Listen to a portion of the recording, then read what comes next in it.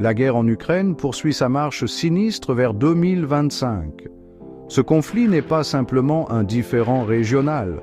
Il a remodelé les paysages géopolitiques. Il a mis profondément à l'épreuve les alliances internationales. Les marchés mondiaux ressentent ces secousses persistantes. Le monde observe, toujours, avec un mélange de fatigue et d'appréhension.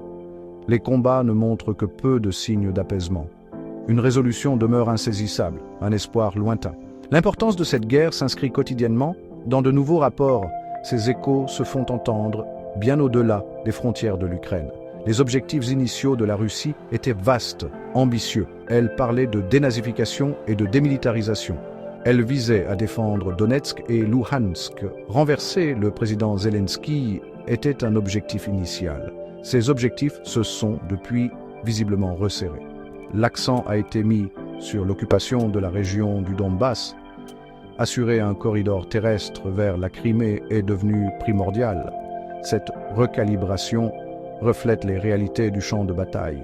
Elle témoigne peut-être d'un changement de pensée stratégique, mais l'intention fondamentale de contrôle territorial persiste. Les objectifs de l'Ukraine, en contraste frappant, demeurent fermes. Ils sont constamment formulés par ses dirigeants. L'objectif principal est la libération de tous les territoires occupés. Cela inclut explicitement la Crimée annexée en 2014. L'Ukraine cherche un retour à ses frontières internationalement reconnues. L'opinion publique est peu encline aux concessions territoriales. Cette résolution a été une constante tout au long de la guerre. C'est un témoignage de l'unité nationale. Elle est alimentée par un désir de souveraineté. Le coût de ces objectifs est incroyablement élevé, pourtant ils tiennent bon. Malgré ces objectifs déclarés, le conflit s'éternise. La violence sur le terrain est incessante. La Russie poursuit ses assauts sur divers fronts. L'Ukraine lance de féroces contre-offensives lorsque cela est possible. L'idée d'une conclusion rapide a depuis longtemps disparu. Elle a été remplacée par une lutte prolongée. Les deux camps semblent retranchés dans leur position. La souffrance humaine s'accumule chaque jour davantage. La guerre a développé un caractère brutal, d'usure, un caractère qui définit cette phase actuelle et sinistre. La situation sur le champ de bataille au début de 2025 demeure incroyablement dynamique. Les gains territoriaux significatifs de la Russie ont notablement ralenti. C'est un changement par rapport aux phases antérieures de la guerre. L'Ukraine a réussi à bloquer plusieurs offensives russes. Ceci est particulièrement vrai dans les régions de l'Est. L'amélioration des tactiques ukrainiennes de drones est un facteur clé. Des fortifications défensives renforcées jouent également un rôle crucial. La ligne de front est un lieu d'échanges constants et brutaux. De maigres avantages sont obtenus à un coût énorme. La nature de la guerre ici évolue rapidement. L'année 2024 a été le théâtre de batailles majeures et sanglantes. Celles-ci ont consumé des ressources considérables et d'innombrables vies. Avdiivka est devenu un symbole des tactiques d'usure russes. Robotyne a connu des combats acharnés, le territoire changeant de main. Les zones autour de Pokrovsk et Toretsk ont également été des points chauds. Ces engagements ont souligné l'intensité de la guerre. Aucun des deux camps n'a pu réaliser de percée décisive. Au lieu de cela, une avancée lente et laborieuse a caractérisé une grande partie des combats. Les zones urbaines ont souvent subi le plus gros des destructions. Le coût humain de ces batailles a été immense. Les changements territoriaux à la fin de 2024 reflétaient cette usure. Les forces russes ont effectivement capturé de nouveaux territoires ukrainiens. De septembre à novembre 2024, elles ont pris 2356 km². Sur l'ensemble de l'année 2024, la Russie a capturé 4168 km². Cela s'est fait au prix humain effroyable pour les forces d'attaque. On estime qu'environ 27 soldats russes sont morts pour chaque kilomètre carré gagné en 2024. Ce calcul se base sur une estimation de 112 000 décès russes au total pour cette année-là. Le coût de ces gains est un indicateur frappant. Il démontre la férocité de la résistance ukrainienne. et la volonté du Kremlin d'absorber des pertes massives. L'effort offensif de la Russie se poursuit en 2025. Les assauts persistent, même au milieu de rumeurs de pourparlers de paix. La stratégie actuelle semble être celle d'une pression implacable. Cette pression est appliquée sur de multiples points du front.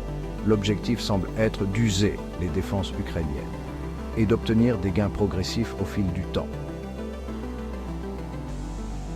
La guerre est devenue un test d'endurance. C'est un test de ressources et de volonté. Les combats sont souvent caractérisés par de lourds duels d'artillerie et une guerre de drones de plus en plus sophistiquée des deux côtés. Le coût humain de cette guerre dépasse presque l'entendement. Les pertes russes ont atteint des niveaux effarants. Des sources indiquent que la Russie perd plus de 400 000 hommes par an. Ce chiffre inclut les soldats tués et blessés. L'année 2024 aurait été la plus meurtrière pour les forces russes. Au moins 45 287 soldats russes ont été identifiés comme tués en 2024. Ce nombre est près de 3 fois supérieur à celui de 2022. Il dépasse considérablement les pertes identifiées de 2023.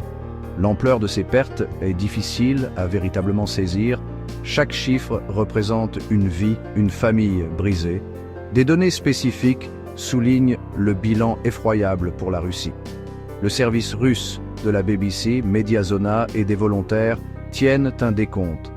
Ils ont identifié 106 745 soldats russes tués depuis l'invasion à grande échelle.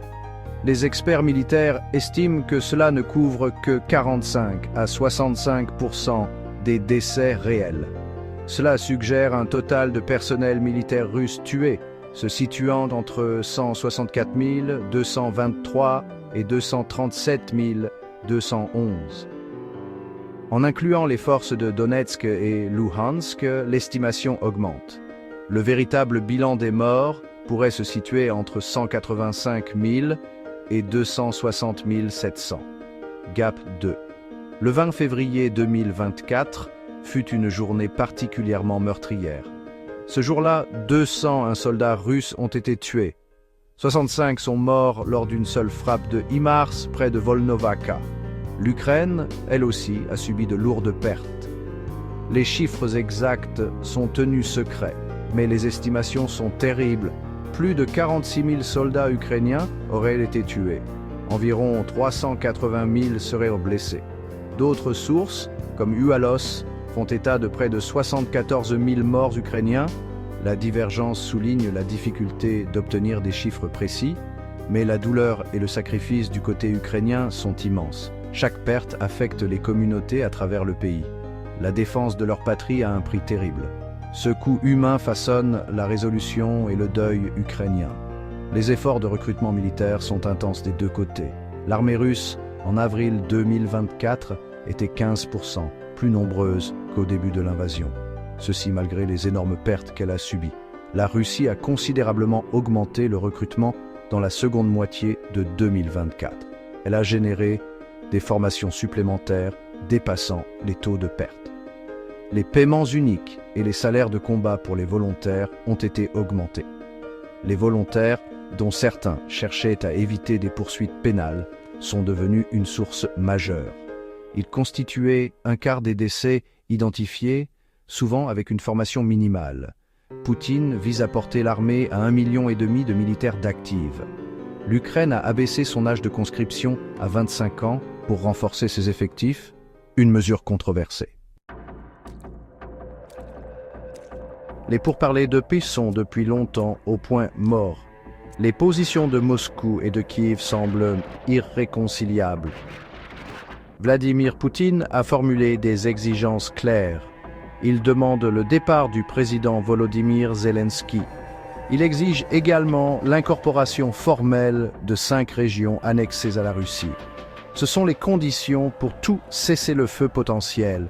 Pour l'Ukraine, de telles conditions sont totalement inacceptables. Elles représentent un abandon de souveraineté et de territoire. Ce désaccord fondamental forme un fossé infranchissable.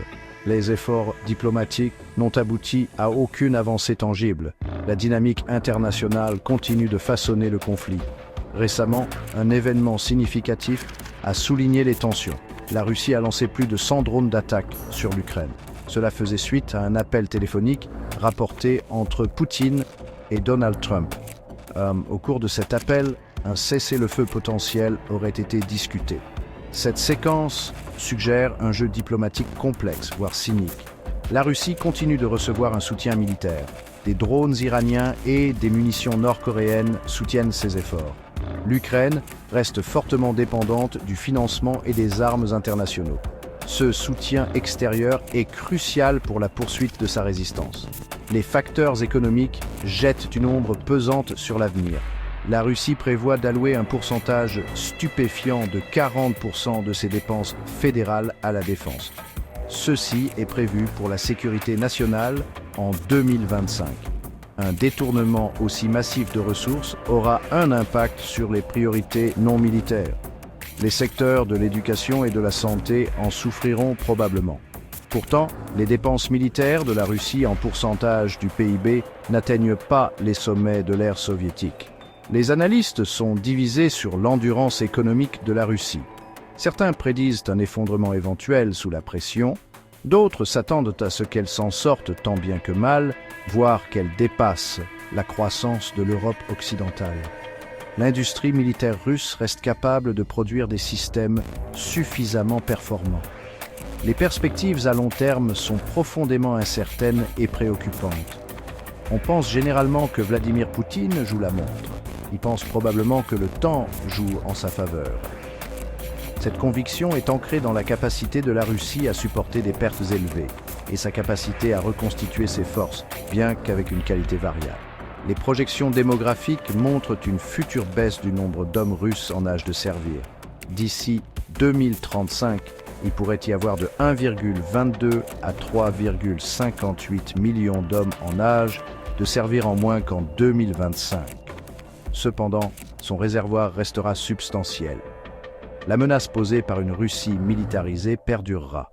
Un conflit prolongé aux répercussions